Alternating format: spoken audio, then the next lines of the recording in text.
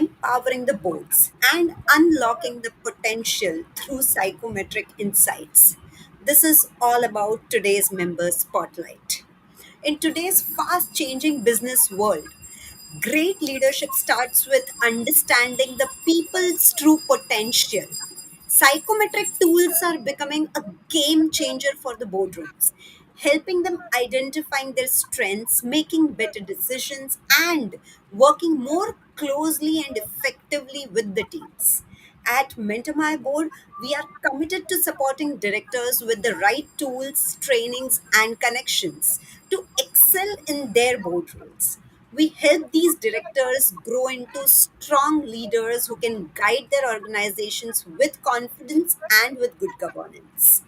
We are prepared for our upcoming annual conclave, the Mastering Boardroom Conclave, and we are excited to bring together the top leaders, experts, and innovators to share the insights on building better boards. This is an event you will surely not want to miss, as it will inspire and prepare the directors for the future of good governance. So, do make sure you're joining us in February on the 13th and the 14th. The Member Spotlight series today is more than just stories. It is a gateway to learning, inspiration, and the transformation for anyone passionate about leadership and governance, and who would inspire or who would get inspired from stories of others. By watching these kind of series, you will not only learn but also prepare yourself to lead and contribute meaningfully to the evolving corporate governance landscape. In this member spotlight, we're proud to feature a leader who is working to combine the psychometrics and the Indian knowledge system to transform on how boards understand and lead. And in this episode, to be particular, which even reminds me about the insights that have been shared by Mr. Ram Gopal Rao in our podcast, Where Leaders Thrive, a seasoned executive who has who has a great 3 decades of experience, and where we discussed about how boards today must go beyond the traditional approaches to leadership assessments, focusing on innovation and the alignment with the organizational culture. By watching this spotlight series today and tuning into the podcasts of Where Leaders Thrive, you gain actionable strategies, not only stories, and fresh perspectives from the industry experts. And it helps you prepare for the meaningful contributions, of course, that you make in your boardrooms and in your leadership roles. So, imagining discovering how psychometric tools traditionally used by the HR and are now revolutionizing boardroom dynamics. And with this imagination, today let me welcome our member under the spotlight, Shilpa Datar, who is the founder of Swayam Analytics Private Limited, which is into psychology and the psychometric consulting firm. So, Shilpa, a very, very warm welcome to you. Thank you so much for joining us. And I would love to start by understanding that what is it that has inspired you to take up this journey into psychology, psychometrics, and how is it that it has, and how has this experience basically shaped your approach to leadership and governance? Yeah. First of all, Neha, thank you so much. And I'm happy and very honored to be here on the member spotlight today. And it's been lovely knowing you and Mentor My Board over all Thank these you. months. And, I'm in awe of the amazing work that you're doing in building corporate India. So kudos to you for that. Um, Honored. Thanks. yeah, thank you. So I've always been interested in psychology. As a young girl, and that's how I went on to study psychology in my undergraduate program, and then went on to do my master's and PhD in psychology. Wow. Incidentally, I was very disillusioned with Western psychology, and then went on to study Indian psychology, which is essentially what has come to us from the Vedas, Upanishads, Bhagavad True. Gita, Puranas, and all that. And so this expertise that I have developed, experience that I have over the last 20-25 years in understanding people, this has shaped my entire approach to understanding people, knowing people, and knowing leadership, understanding leadership and governance as well. In leadership, it's so important for us to understand diverse perspectives, True. personalities, the different kind of people whom we employ, who will come onto our boards. What is it that they are looking for, and how can they contribute to the various governance, compliance, as well as how to take the company forward. So this, thought of fostering collaboration, empathy, innovation, it all comes together when you are looking at, understanding people, bringing them together to build an entity like a company and take it forward. And I feel with my background in psychometrics, I'm very well positioned to understand people that much more better compared to somebody else, because I can really, get the pulse of them when they talk. So I think that's how my interest is. Wonderful. And I've actually undergone recently, coaching. So I've learned how to coach. Okay. I'm still pending my ICF certification, but Oh, I nice. completed That's that very process nice. actually, and I actually felt the transformation or the shift, that you communicate while you're communicating with the leaders, while you're communicating with those decision makers, and when Yeah, you can read their mindset and kind of tweak those conversations. So correct. it's so important to understand people, because we are all working with people, though technology has taken, Yeah, a yeah, front end, but we are still in that age where we are meeting people and working with them, and it's so important to understand them and then kind of connect to them in their way, while we are driving our own benefits out of the conversation, definitely, as I would say, because each conversation that you make is purposeful conversation, and at the end you are either kind of trying to sell something or trying to kind of project yourself some, as a person you are, right? correct. Because essentially, what connects us is the other person. True. And if I'm able to connect with you on a on a psychological level, then selling becomes that much more easier, and the friendship develops much more faster and much more deeper. Very Right? You can't develop a friendship with a computer or an AI for that matter. So it has to true. be a person at the other end of the the spectrum for us to connect with. Very true, very true. And we being in this kind of, human jungle that I would say around Ah, us, it correct. is so essential for us. In fact, a lot of times I see a lot of kids today who are kind of, who would gather in a group, but then they are glued to their iPhones or to their digital Correct. things, right? So it Correct. is always a question for me whether how would our future generations take it forward. But Yeah, yes, yeah. that is how And I life. think that's also one of the reasons why we say that they get so far disillusioned very fast, depressed very fast, because they don't have that human connection for them to be able to talk to people, understand other people's perspective, and then get that emotional bonding, which will help them to go through a difficult phase in your life. And difficult phases are part of life every day, every year. Very true. Very true. Very Yeah, so they true. don't get that strength at all, and it's so sad for them. And how do you see the future of these psychometric tests evolving? I mean, while we've seen, our elders who were much, much more connected to each other than what we are, and the next generation that is, even lesser connected to people around them. How do you see the role of these psychometric tests that is evolving more and more in today's circumstance in the world that we are living in? See, psychometric has been there for about 100 plus years now. True. And it's a very big thing in foreign countries. So they don't hire without psychometric tests being conducted to Right. understand the person and all that. But in India, I think it is still taking its baby steps. I think more than 80-85% of the companies in India are not using psychometric tests to their advantage. Oh, They're not leveraging it at all, which is such a pity, if you ask me.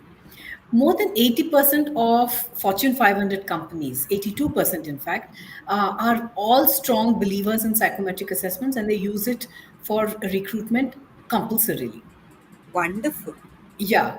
and also for employee development to understand the competencies of employees, give them the necessary training and all that. And that's what I think sets them apart, because they invest so much in people, in boards, in developing and empowering people. But that culture is not there in India.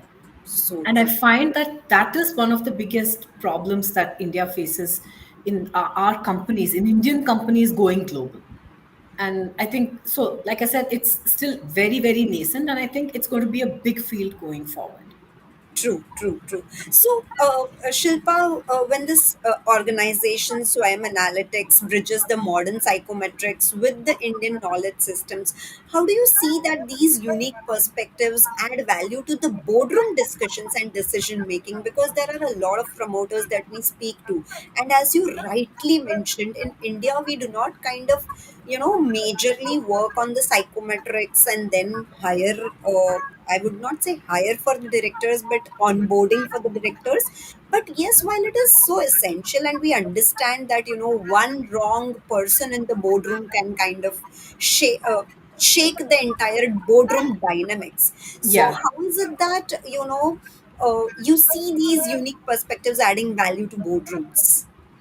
Yeah, so in India, predominantly most of the tests being used are foreign tests, which have not been standardized to an Indian audience. And that's been my bane for about 30 years now. I've strongly been trying to change that. So, having said that, at Swayam Analytics, since our tests are based on the Indic knowledge systems, Okay. I feel that we have a better understanding of people because we are able to get the pulse of the Indian psyche. Having said that, it's not limited to an Indian audience, it's globally valid, as demonstrated by the way our tests are being used in multiple countries worldwide. So I think the way forward would be for companies to adopt, using psychometrics to understand the board members itself. That would help them knowing the person better even before they come onto the board, because you True. can't get a person onto the board, realize that they are wrong, and you can't do anything, you can't kick them out no before their term ends, so you're stuck. So I think using psychometrics to know who the person is before you give them the letter would make a lot of sense. I agree. I agree. So, as important as it is to check the EQ and the IQ of the person, I think even the psychometrics, which is more relevant to the EQ part and, much EQ more and than, behavior, the yeah, behavioral aspect of the person. yes. How do So, they predominantly think and behave? So correct. that could be a game changer for any board to know about a person. Right, right. So true, so true. And while you were mentioning about, this entire thing, you also kind of focused twice on the Indian Vedas that, you mentioned in your communication. So, what are these Vedas that have kind of, now come into the psychometric tests that have been designed by you, or how is it that you're relating to both of them? Yeah. So there is a field called Indian psychology. Okay. Okay, so but it doesn't mean that it's a psychology for Indian people. It's essentially Indian philosophy. Philosophy is for people across the world, right? It's not restricted to a country, race, geography, or anything like that. Very true. So the Vedas, Upanishads, Bhagavad Gita, Sankhyan philosophy, they are all the original scriptures of Indian philosophy. So Right. from which the entire darshanas and everything have fallen, Vedanta and everything. So there's a lot of information about man, manas, behavior that are enshrined in these classical texts. So Indian psychology is a distillation from where we have taken inputs, thoughts from these ancient sources, and then brought them, codified them, and brought them into the domain of psychology. So, Okay. for lack of a better word, we have just said Indian, which is just as a geographical indicator. That's all. So, Okay. in Indian psychology, I personally, I have studied some parts of the Vedas, the Upanishads, Bhagavad Gita, Sankhyan philosophy, Ayurveda, yoga, and Puranas to a large extent, and then imported these concepts of behavior, manas, and everything into the domain of psychology, and then developed the tests. So these are very elemental. They're applicable to people across the world, and they give us a very multi-dimensional view of understanding people. So that's how we score much better compared to other tests, because we assess people on, if you look at any of the Indian thought, they give a lot of prominence to body, mind, and soul. Very true. Correct? So that is Agree. one person. So you can't divorce me from my soul, from my mind, and all that, and try and study me. So Right. studying a person, the body, the mind, as well as the soul, it's combining everything how they interact with each other. That is what we do at Swayam, and that's been my whole contribution to the area of psychology as well. Oh, super, super amazing. Thank And you. while we are discussing about, people being onboarding, but then there are in a lot of corporates, there are transitions, right? So people Yes. move from one level to another and then they get posted to some another location, or maybe there are internal hirings that happen for cross locations, so on Yeah. and so forth. So even in those kind of hirings or in those kind of situations where people have been posted to some another part of maybe the same country or maybe even abroad, there is a lot of cultural impact that a person goes through, right? So Hmm. how is it that these tests would help in determining those impacts on that person? Yeah. So first is whether the person would even be open to learning about, because if you're posted to another country, whether in the same country, also in India, every 100 kilometers everything changes. So So if true. you yeah. So if you're posted to another part of India, or another part of the world also, there has to be an inherent resilience in you to be able to adapt. Right. So adaptability, resilience, openness to learn, and then that willingness to learn. And all that is something that we could assess. And those are all things that play a huge role in whether I'll be able to adapt to the new scenario, whether I'll be able to contribute well to what I'm expected to do, whether I have the capacity and the ambition to grow and take on new roles. Do I have the capacity to, undergo that stress that is going to come with it? Do I have the capacity to handle that? So those are all different things that can be assessed and need to be assessed before I'm going to, move a person from one place to another. Right, very true, very true. Because it brings a lot of impact on the finally the work that the person will be doing for the organization Correct. as well, and plus on the person, I mean the self of the person as well, because he is himself going to kind of undergo a lot of change along with the family background and the family culture as well, Yeah. because his family, if transitioning with him or if not even transitioning with him, Yeah. he Can he will have. handle that pressure as well if the family is Exactly. not transitioning? Yeah, Yeah. so there are both those implications which will directly or indirectly maybe, put back on the work that is going to give you as an output of the work. So Yeah. definitely cross cultural, while doing these cross cultural transformations or transfers or whatever, we need to have these kind of tests. But I haven't actually heard about any organization. I mean, at least still while hiring, people do undergo these kind of tests. But do you have any example, or have you kind of handled any assignments which would have come up with these kind of requirements? I mean, before transferring or shifting someone, uh, have you handled any For kind of? career, for succession planning, we have plenty of examples. Okay. Yeah. So from their existing pool of managers or senior leaders, junior leaders, they've been wanting us to identify people who could take on higher level roles. Okay. And, they've taken our assessments, we've helped them identify people. And then there was another instance where we worked with the company to identify their India head. It's an MNC.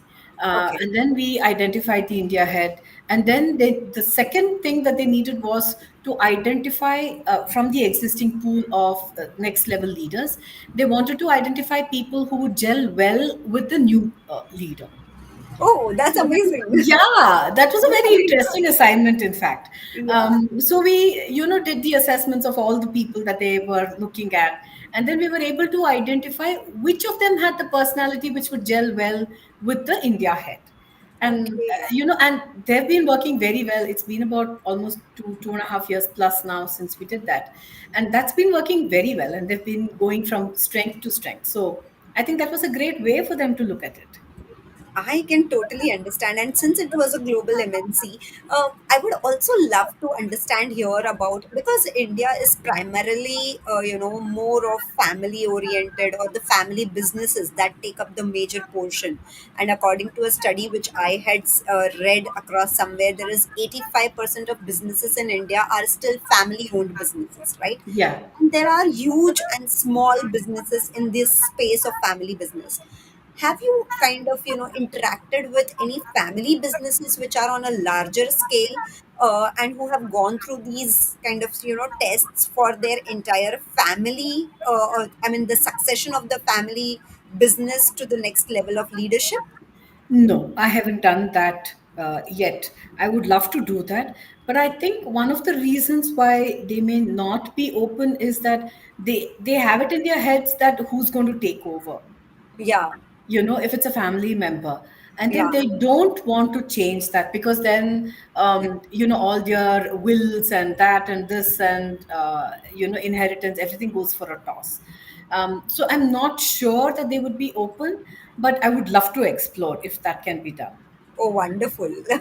This will be kind of an ideal scenario for a lot of other business houses to kind of think on those lines, because Yeah, a lot of times what happens is, the second level, that I mean the second generation or the third generation, when they come into the boardrooms, and I've seen that there are clear differences of opinions and thoughts within them, right? And yeah, if these kind of tests are kind of, taken up by them, it will help them understand that, what are those parameters that the family envisions to go ahead with, and then yeah. how is it that they align everyone to those parameters finally. Correct. And I think it's also important for them to first identify the culture and the value that the company stands for, True. and which comes again from the founder and the family itself.